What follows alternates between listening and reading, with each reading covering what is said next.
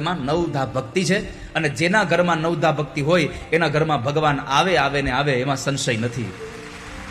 જેના ઘરમાં ભક્તિ જ્ઞાન એ ઘેર આવે છે ભગવાન. જે માણસ ભક્તિ ને જ્ઞાનમાં તરબોળ થતો એના ઘરમાં ભગવાન આવે જ, કારણ કે ભગવાને કીધું છે મદ ભક્તા યત્ર ગાયંતી તત્ર તિષ્ઠામિ નારદ. શ્રવણમ કીર્તનમ વિષ્ણુ સ્મરણમ પાદ સેવનમ અર્ચનમ વંદનમ દાસમ સખ્યમાત્મનિવેદનમ.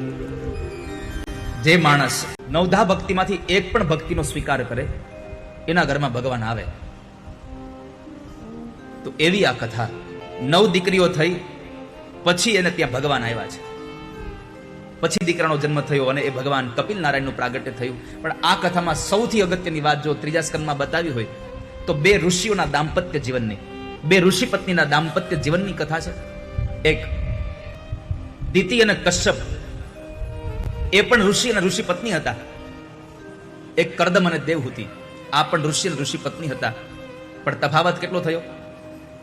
તો કહે છે કે જ્યારે વાસના સાથે પ્રજોત્પત્તિ થઈ તો રાક્ષસ થયા, અને ઉપાસના સાથે પ્રજોત્પત્તિ થઈ તો ભગવાન થયા.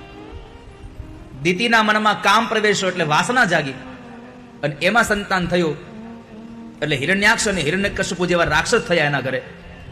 અને દેવહૂતિએ ઉપાસના કરતા કરતા પ્રજોત્પત્તિ એટલે કે એના ત્યાં સંતાન થયું, એટલે એના ઘરે સ્વયં ભગવાન પોતે આવ્યા છે. આ ઘટના છે વાલા ભક્તજનો. વાસનાથી રાક્ષસ જન્મે છે અને ઉપાસનાથી પરમાત્મા પ્રગટે છે.